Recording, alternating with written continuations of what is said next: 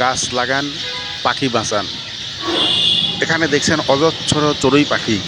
এই চড়ুই পাখিগুলো একেবারে প্রায় রোহিঙ্গাদের মতো জীবনযাপন করছে। এই পাখিগুলোর নিজস্ব কোনো বসবাসের স্থান নাই। রাত হলে একটি আম গাছে তারা আশ্রয় নেয়, প্রতিটা ডালে ডালে পাতায় পাতায় বসে বসে রাত্রি পার করে। দিন হলে আহারের সন্ধানে এভাবেই তারা বেরিয়ে পড়ে।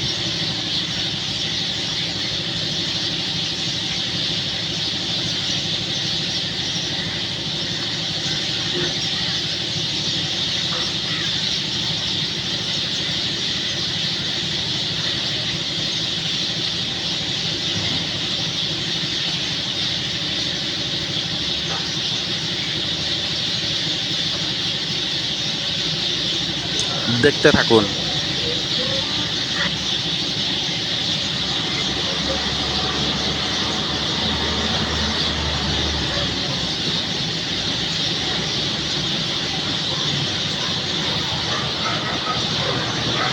বাবুই পাখিরে ডাকি বলিছে চড়াই, কুড়ে ঘরে থেকে করো শিল্পের বড়াই। আমি থাকি মহাসুখে অট্টালিকার পরে, তুমি কত কষ্ট পাও রোদ বৃষ্টি ঝরে। বাবুই হাসিয়া কহে সন্দেহ কি তাই, কষ্ট পাই তবু থাকি নিজের বাসায়। পাকা হোক তবু ভাই পরের ও বাসা, নিজ হাতে গড়া মোর কাঁচা ঘর খাসা। কবিতার নাম স্বাধীনতার সুখ। আসলে স্বাধীনতা কি জিনিস একমাত্র পরাধীন যারা আছে তারা ছাড়া এটা কেউ উপলব্ধি করতে পারবে না। এখানে যে আম গাছ দেখছেন, এই আম গাছের প্রায় প্রতিটা ডালে ডালে, প্রতিটা পাতায় পাতায় অজস্র চড়ুই পাখি। এই চড়ুই পাখিগুলো তারা এভাবে সারা রাত অসহায়ের মতো ডালে ডালে পাতায় পাতায় বসে রাত্র পার করে। তাদের নিজস্ব বাসা নাই। বিশেষ করে শহরের চড়ুই পাখিরা এভাবেই তাদের সময় কাটে।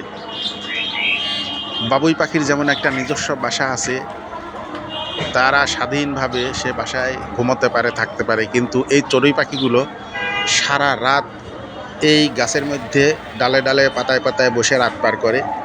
আবার সকাল হলেই তারা আহারের সন্ধানে ব্যস্ত হয়ে পড়ে।